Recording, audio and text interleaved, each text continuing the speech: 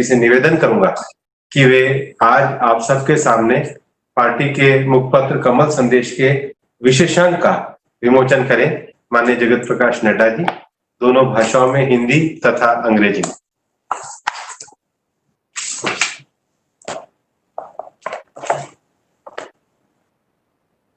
ये विशेषांक आत्मनिर्भर भारत की ओर विषय पर पार्टी के विशेष प्रकाशन पार्टी की तरफ से किया गया है, जो प्रधानमंत्री नरेंद्र मोदी जी के 1 वर्ष के कार्यकाल की उपलब्धि के अवसर पर यह विशेषांक निकाला गया है। धन्यवाद माननीय राष्ट्रीय अध्यक्ष जी। अब मैं माननीय राष्ट्रीय अध्यक्ष जी से निवेदन करूंगा कि वे प्रधानमंत्री श्री नरेंद्र मोदी की सरकार के दूसरे कार्य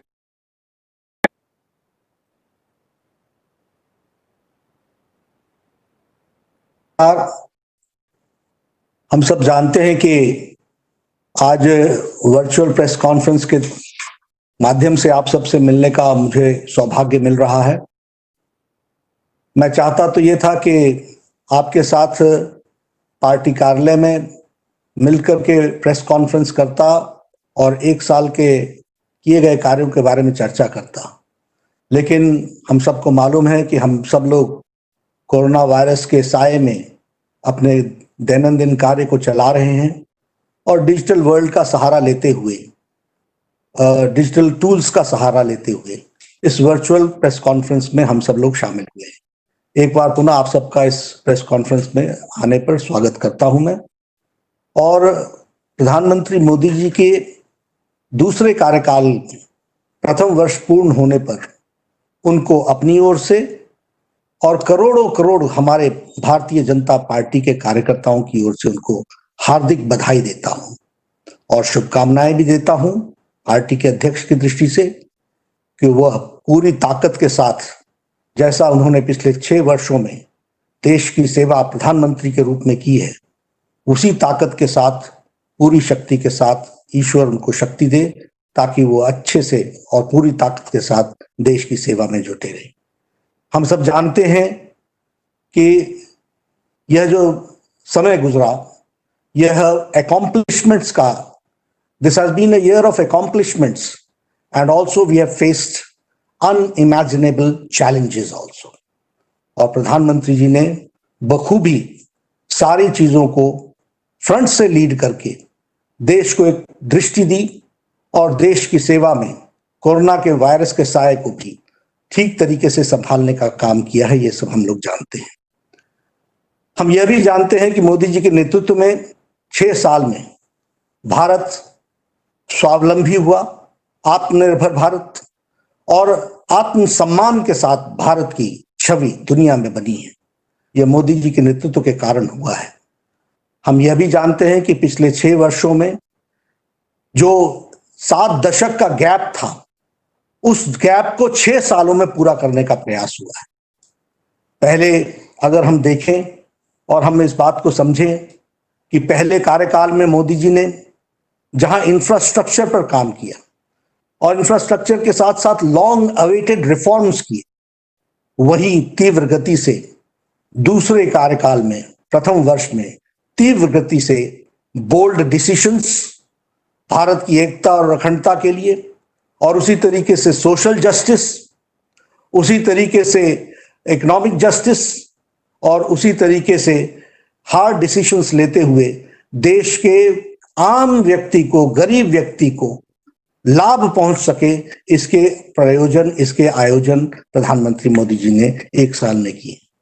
this government has been responsive, this government has been receptive and this government has the capacity to take decisions। ये सब हम लोगों ने देखा है। आज हम जब 1 साल पूरा कर रहे हैं तो हम ही नहीं, सारा विश्व कोरोना के साए में जी रहा है। और यह स्थिति कोरोना की दृष्टि से देखी जाए तो हम ये कह सकते हैं कि अन्य देशों के मुकाबले भारत ने मोदी जी के नेतृत्व में कोरोना की लड़ाई एक इस तरीके से लड़ी जिसमें भारत की स्थिति संभली हुई रही और बहुत हद तक उसको संभाल के रखा गया है। प्रधानमंत्री मोदी जी ने कोरोना की लड़ाई में जन भागीदारी, जन सहयोग, सबको साथ लेकर के चलना और उसके साथ साथ टाइमली एंड बोल्ड डिसीजंस लेना, ये मोदी जी की खासियत रही है। और इस कारण से हम ये भी देखते हैं कि जहां बड़े महाशक्तिशाली देश जो समस्याओं से घिर गए और वह भी अपने आप को कोरोना के सामने असहाय मानते हैं, वहां भारत देश ने कोरोना की लड़ाई इस प्रकार से लड़ी और इस तरीके से उस काम को संभाला। वो दूरदृष्टि थी प्रधानमंत्री जी की, जिसने समय पर लॉकडाउन किया और लॉकडाउन के कारण आज भारत की स्थिति संभली हुई परिस्थिति में हम सबको देखने को मिलती है। तो यह भी हम लोगों ने देखा है।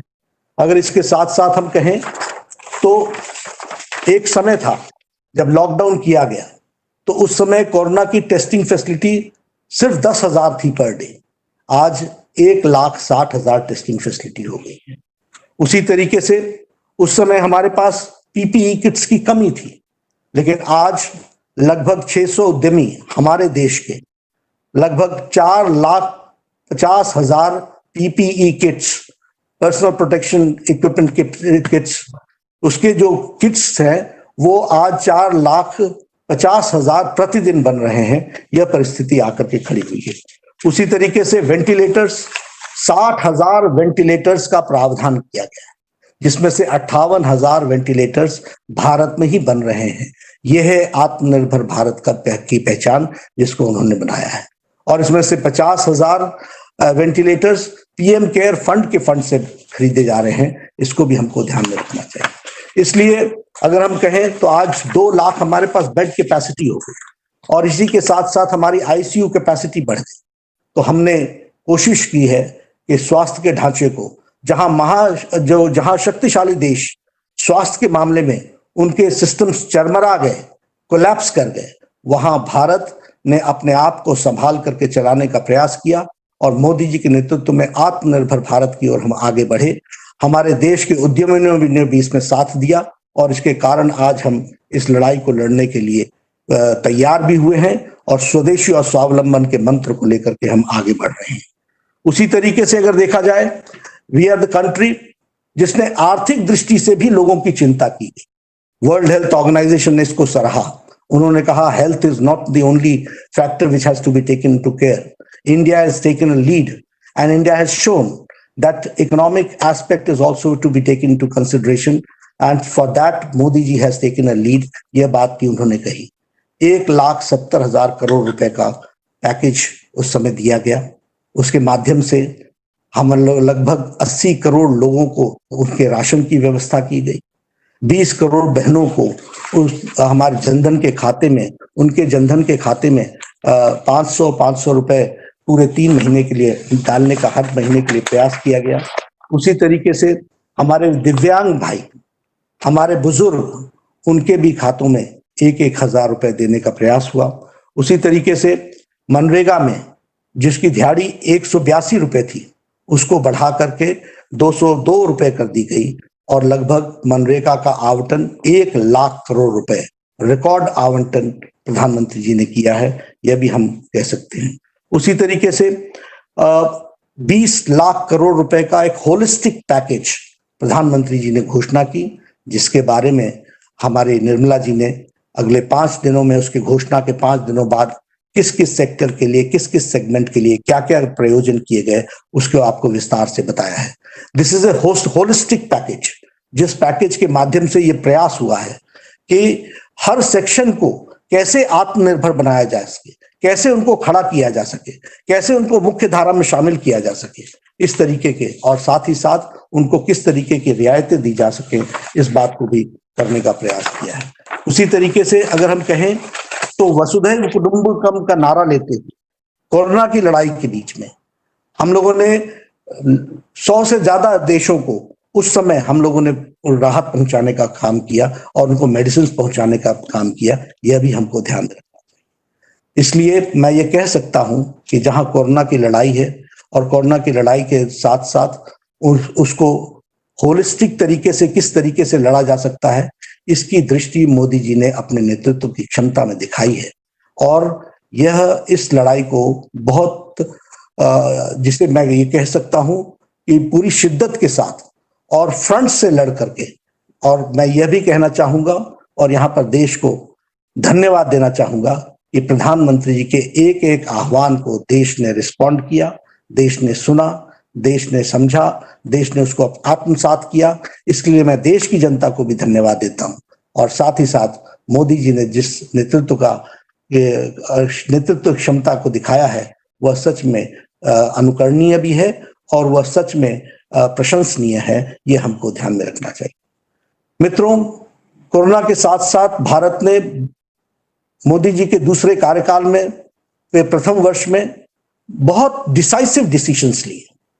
अगर मैं बात करूं आर्टिकल 370 के एब्रोगेशन की, अगर मैं बात करूं 35A के जाने की, यह प्रधानमंत्री मोदी जी की इच्छा शक्ति का नतीजा था और उसको सूत्रधार बने हमारे गृह मंत्री अमित शाह जी, जिन्होंने उसको कार्य रूप दिया। दुनिया बोलती थी ये असंभव है।